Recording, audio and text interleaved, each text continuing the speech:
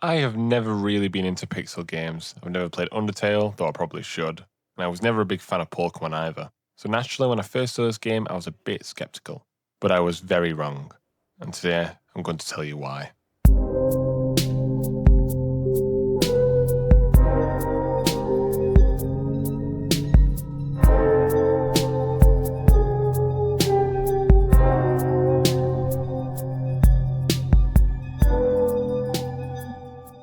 You're dead.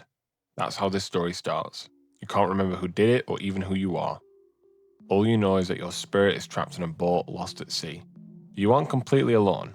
You hear a voice beckoning you, which turns out to belong to a young boy named Paolo, who claims he can see dead people. Yeah, sounds familiar, right? Paolo decides to help guide you on an investigation to find your killer. To do this, he teaches you your core mechanic, possession. You can inhabit the bodies of the animals and people on board, but your initial level of control over them is severely limited. Here's the genius part. You only gain deeper control over them by learning about their ambitions, their past, and their traumas. For now, you can only subtly influence what they say or how they interact with objects. To make things even more interesting, every single character has a unique special ability. Over the course of the next 45 minutes or so, you become deeply familiar with the ship's crew and passengers. Everyone has a very distinct personality and a surprisingly heavy past that you slowly unlock through conversation. Donovan is antisocial, mysterious, and clearly hiding something. Daryl is plagued by deep depression after his wife committed suicide.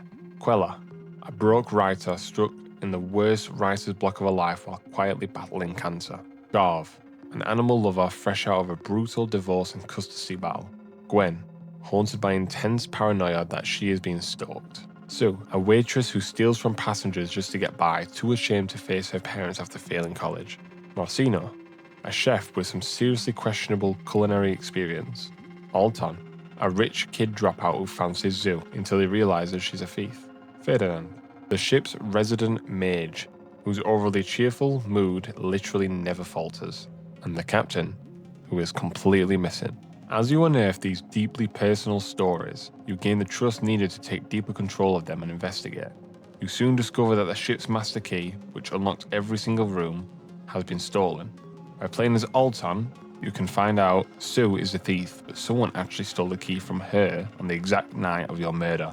Naturally, the first suspect is Donovan. He's so antisocial that he immediately flags up as a massive red flag. Playing as Gwen, you can sneak into his room and find a laptop hooked up to his surveillance equipment alongside the stolen master key.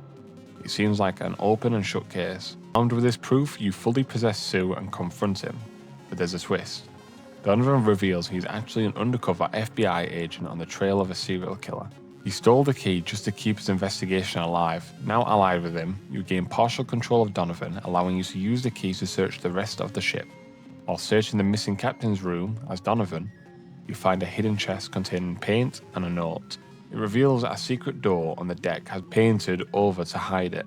You head up to the deck, find the door, and realize this is likely where the killer hid all the evidence. Unfortunately, your discovery did not go unnoticed.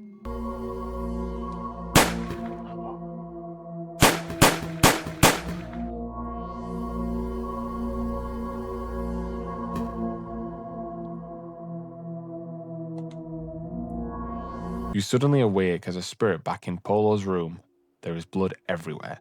Polo's gone, and Donovan has vanished, leaving you to realize he met a grim demise. While you were asleep, the rest of the crew panicked because Gwen had been openly discussing her own private investigation with Ferdinand. The staff frames her for the disappearances, plants the master key in her room, and locks her away in the observatory. Around this point, your own identity becomes clear. You were the ship's captain all along. Knowing Gwen is innocent, you set out to clear her name. Playing as Marcino, the chef, he breaks under pressure and confesses that he planted the master key in Gwen's room under secret orders from an unknown mastermind. You fully control Sue, confront Marcino with his own lie, and convince him to confess to Ferdinand. You rally the entire crew, tell them about the secret room on the top deck, figuring the killer won't risk acting if they are completely outnumbered. Inside that hidden cargo hold, you find a literal horror scene. Bodies, blood, and Polo, injured but thankfully alive. Suddenly, Donovan emerges. He's alive but badly hurt, traumatized, and holding a gun. He is ready to execute everyone on board just to ensure the murderer doesn't walk free.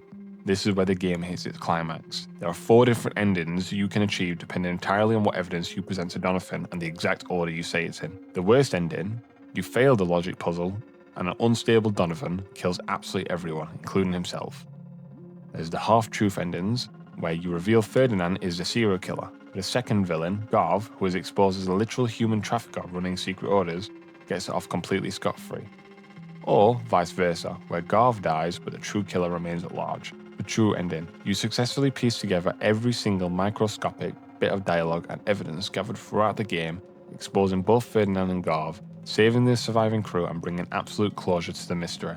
Before I jump into my deep dive thoughts on this game, if you love uncovering hidden indie games gems like this, make sure to hit that subscribe button, it helps out a ton.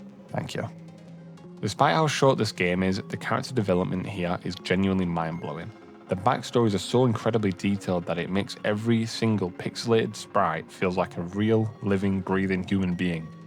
It's a monumental achievement for any game, but when you remember this was made by a solo developer, Patrick McGrath, under his studio Peltas Software, it becomes downright legendary. The way the possession mechanic synergizes with the narrative is flawless. In a typical detective game, your currency is keys or lockpicks. Here, your currency is empathy. The game rewards you for understanding a character's trauma or situation. You can't just forcefully puppet these people to get what you want. You have to unravel their psychological baggage just to unlock the privilege of their perspective. Honestly, as a writer, I can't even begin to imagine how grueling it must have been to code and map out this script. Every line of dialogue changes depending on who you are currently possessing and who you are talking to. It makes complete sense why a game this short took over 2 whole years of solo development to complete. The sheer amount of branching conversation combos is staggering. And even after finishing it, I highly doubt I managed to scrape up every hidden detail Patrick hid in the code. It is completely obvious that this core loop, immense character depth tied to progressive possession, was the heart of the game, and the entire murder mystery was beautifully sculptured around it. Speaking of the mystery, the pacing is fantastic. While Ferdinand definitely gave off major suspect vibes by the halfway mark, the writer keeps you second guessing. By the end for me, it narrows down beautifully to Marcino and Ferdinand, simply because they are the only 2 characters of the game that partially restricts you from fully possessing. But that second mastermind twist, Garv being a human trafficker operating a shadow ring right under everyone's noses, that came completely out of left field. Yet when you look back at his dialogue, the breadcrumbs make perfect sense. Even the subplot of uncovering your own past as a captain adds a really nice layer of flavour and dread before the tension completely boils over in that cargo hold. I mean, it doesn't take a certified genius to figure out you were the captain, but pieces of your memories unlocking alongside your possession powers creates a beautiful parallel progression. Now, it wasn't a flawless voyage. I did hit a couple of frustrating snags.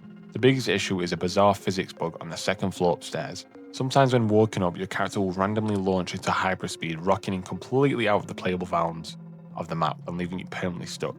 The first time this happened to me, I lost roughly 2 hours of progression. Because there is absolutely no autosave feature, you can only save manually interacting with a teddy bear near in the starting room. After getting clipped out of reality a few more times, I realised the only countermeasure was to approach the stairs at the literal snail's pace to keep the game from launching me into orbit. The music can also be a bit of a psychological endurance test. It's a very simple, heavily repeating chiptune style. Don't get me wrong, the track fits the retro aesthetic perfectly. But after about 20 minutes of the exact same loop drilling into ears, it can get a bit mind-numbing. Even with the track variety, I found myself sliding the music volume down to about 20% just to focus on the writing. But again, audio fatigue is a very personal preference.